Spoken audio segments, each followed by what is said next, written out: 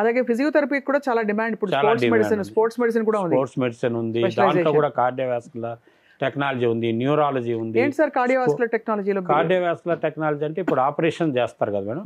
Operation చేసిన తర్వాత doctor duty ఏంటంటే ఆపరేషన్ చేస్తానే డాక్టర్ డ్యూటీ అయిపోతుంది. ఈ pre hospital care, post operation care అని ఉంటుంది మేడం. ఆపరేషన్ చేయకముందు ఏం జాగ్రత్తలు తీసుకోవాలి, ఆపరేషన్ చేసిన తర్వాత ఏం జాగ్రత్తలు తీసుకోవాలి.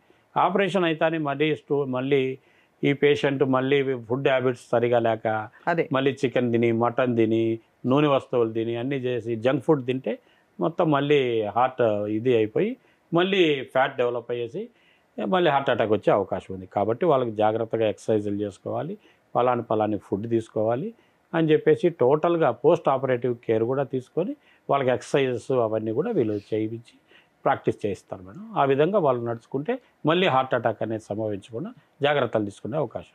ఈ అలైడ్ సైన్సెస్లో ఎన్ని బ్యాచెస్ అయ్యాయి సార్ ఇప్పటి వరకు? ఇప్పుడు ఫస్ట్ బ్యాచ్ మేడం. ఇది ఫస్ట్ బ్యాచ్. మీరు ఇప్పుడే స్టార్ట్ చేస్తున్నారు? ఇప్పుడే స్టార్ట్ చేస్తున్నాం. అరోరా యూనివర్సిటీ ఏంటంటే 30 years ఎక్స్పీరియన్స్ ఉంది కాబట్టి వీళ్ళు ఎట్లా స్టూడెంట్స్ ఎట్లా చేయాలి, ల్యాబ్స్, ఈక్విప్మెంట్ ఇవన్నీ కూడా హై లెవెల్లో ఉంటాయి. వెల్ ఎక్విప్డ్ ల్యాబ్స్ ఉన్నాయి.